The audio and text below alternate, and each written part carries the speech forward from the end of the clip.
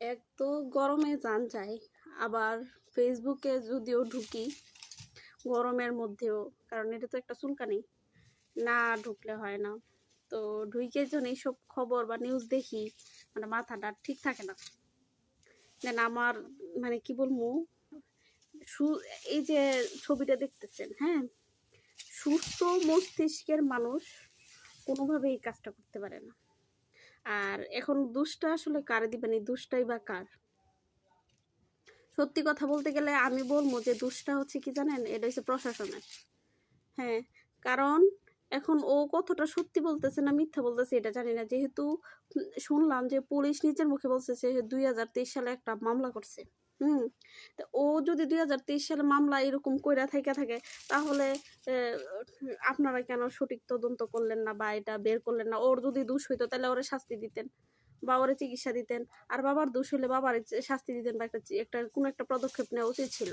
আপনারা অবহেলার কারণে আজকে বাপটাও মরল, ছেলের জীবন তো শেষই। আর ছেলের এটা কি অবস্থা? হ্যাঁ, যদি সত্যি হয়ে থাকে তাহলে মানুষ কতটা মানে সত্যি মিথ্যা তো আমি জানি না। যে দেখেন আমার অলরেডি গাম পড়তেছে এই ভিডিওটা দেখা, কেন যে সামনে আসলো, মানে না বললেও পারতেছি না কথাটা। তো এরকম ভাবে অনেক অনেক মানুষই আমরা মানে প্রশাসনের কাছ থেকে বা কোনো আত্মীয় স্বজন বা মানুষের কাছ থেকে হেল্প না পাইয়া মানুষ বাধ্য হয়, বাধ্য হয়ে বলবো না, কিন্তু তার উচিত ছিল যে এক জায়গায় যেহেতু না পাইছে, সবাই তো আর এক না, সবাই ভালো খারাপ সব জায়গায় আছে।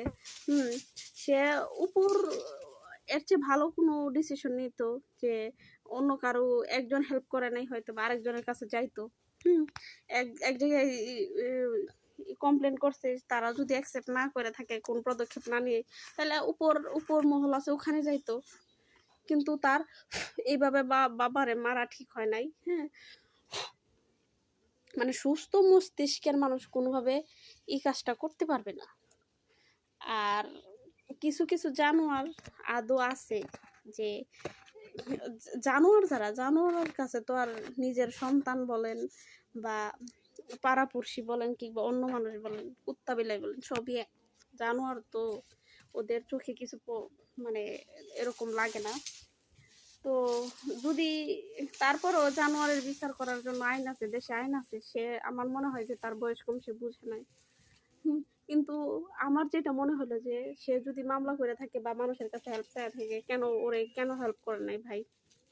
কেন আপনারা হেল্প করেন নাই? ওরে কেন এটা করছেন, বাধ্য করছেন?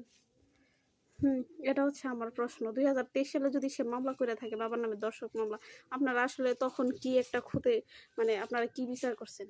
আপনারা কি আদৌ যাচাই করছিলেন? এইটা প্রশ্ন ছুঁড়ে দিলাম আর কি, মানে আমার নর্মাল মস্তিষ্ক থেকে যতটা মনে হলো আর কি। আমি ভাই আইন সম্পর্কে কম বুঝি, সাধারণ মানুষ হিসেবে আমার যা মনে হইলো তা বললাম আর কি। না দেখে ভাই আমার মানে কি বলবো, আমার ব্রেন কাজ করতেছে না এই ভিডিওটা দেখে। সুস্থ মানুষ দেখতে পাবে না এটা, আল্লাহ না করুক।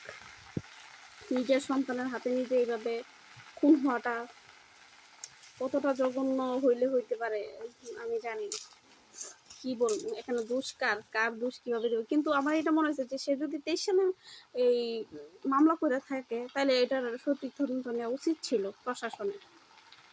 এই দায়ভারটা অবশ্যই প্রশাসনে নিতে হবে।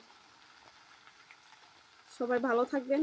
এইগুলা যাতে আমাদের সমাজে আশেপাশে না হয়, প্রশাসনকে আর একটু মজবুত হওয়া উচিত। আচ্ছা, ভালো থাকবেন সবাই। আল্লাহ হাফিজ। আর ভিডিওটি ভালো লাগলে